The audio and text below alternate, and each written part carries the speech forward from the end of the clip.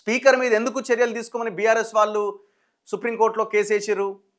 గతంలో ఈ 10 మంది ఎవరెవరైతే ఎమ్మెల్యేలు పార్టీ ఫిరాయించారో వాళ్ళ మీద సుప్రీంకోర్టుకి వెళ్ళిరు ఎమ్మెల్యేలు. కేటీఆర్, కేపీ వివేకానంద, కౌశిక్ రెడ్డి ఇట్లాంటి వీళ్ళంతా వెళ్ళి వీళ్ళ మీద వేటు పడాలి అని సుప్రీంకోర్టుని ఆశ్రయిస్తే సుప్రీంకోర్టు ఏమన్నదంటే స్పీకర్కి ఆర్డర్స్ ఇచ్చింది. 3 నెలల లోపుగా మీరు నిర్ణయం తీసుకోండి అన్నది. ఏ నిర్ణయం తీసుకుంటారో అది మీ ఇష్టము, మీ విచక్షణ, మీ పరిధి.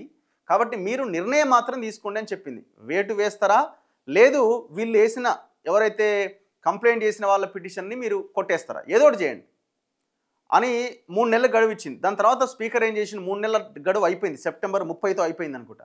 స్పీకర్ కార్యాలయం మళ్ళీ సుప్రీంకోర్టులో ఒక పిటిషన్ వేసింది. స్పీకర్ బిజీగా ఉండడం వల్ల సాధ్యం కాలేదు, ఇంకొక 2 నెలల సమయం ఇవ్వండి అని సుప్రీంకోర్టులో ఒక పిటిషన్ వేసింది. ఇప్పుడు ఆ పిటిషన్ ఆల్రెడీ కోర్టులో ఉండగానే మళ్ళీ బీఆర్ఎస్ ఎమ్మెల్యేలు కంటెంప్ట్ వేసారు, మీరు యాక్షన్ తీసుకుంటలేడని. ఇప్పుడు బీఆర్ఎస్ ఎమ్మెల్యేలకు కనీసం బుద్ధి జ్ఞానం ఏమైనా ఉంటే మీరు లేవనెత్తినటువంటి అంశం పర్ఫెక్ట్ కాదనట్లేదు, కానీ మీకు అర్హత లేదు. ఎందుకు అర్హత లేదు? 2014 నుంచి 2014లో 2018లో మళ్ళీ గెలిచినాక 2014లోనేమో మా ప్రభుత్వాన్ని కూలగొడతారో అని అందరినీ తీసుకొని తలసాని శ్రీనివాస్ యాదవ్ లాంటి వాళ్ళని తీసుకొని వాళ్ళకి ఏకంగా మంత్రి పదవి ఇచ్చారు. మీరు 5 ఏళ్ళు కొనసాగింది.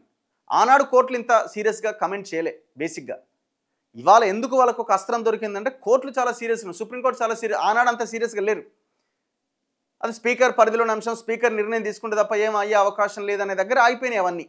సో కాబట్టి దర్జాగా పార్టీలు ఫిరాయింపులు చేసుకోవడం, వాళ్ళని 5 సంవత్సరాల పాటు కంటిన్యూ చేయడం, ప్రజలు ఇచ్చిన తీర్పును అవమానించడం, ఇట్లా జరిగింది.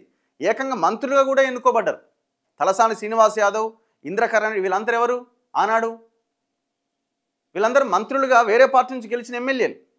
దాని తర్వాత 2018లో మళ్ళీ ఆయనకు మంచి మెజార్టీ 80 సీట్లకు పైన ఇచ్చారు. అయినా కూడా వదిలిపెట్టలే, మళ్ళీ అన్ని పార్టీలను ఖాళీ చేసిండు. 12 మంది కాంగ్రెస్ ఎమ్మెల్యేలని పందులను కొన్నట్టు కొన్నాడు.